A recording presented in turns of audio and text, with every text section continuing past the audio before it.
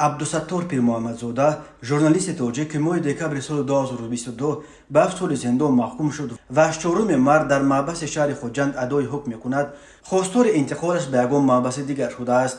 در این باره رادیوی آزادی روز 21 مارس سال 2023 از قول نزدیکان او خبر داد. پیر محمدزاده به نزدیکانش که روز 7 مارس سال 2023 او را در محبس خوجند عیادت کردند، شرایط را در این محبس طاقت فرسا نموده است. به سردار سرریاست زندانهای وزارت عدلیه منصور عمرов نامه نوشته میخواهیم به محبس‌های نزدیک به دوشنبه بیارند، گفته است برادر ژورنالیست زندانی. عبدالستار پیر محمدزاده در وقت ملاقات با نزدیکانش همچنین گفته است که شرایط محبس بیماری منینگیتش را بازم سخت‌تر کرده است. لاغر شده است. میگوید آبی که برای محبوسان میآورند قابل استفاده نیست. کوشش‌های آزادی برای صحبت با مسئولان محبوس خوجند نتیجه نداده است.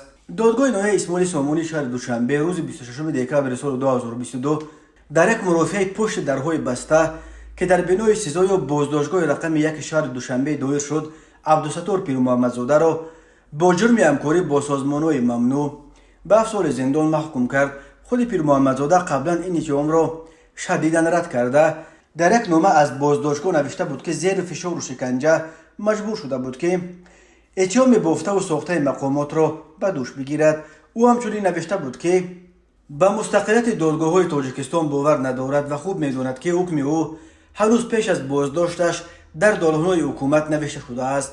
عبدالستار پیر محمدزاده 44 سال و 4 فرزند داشته قبلا در رادیو صدای دوشنبه کار می‌کرد.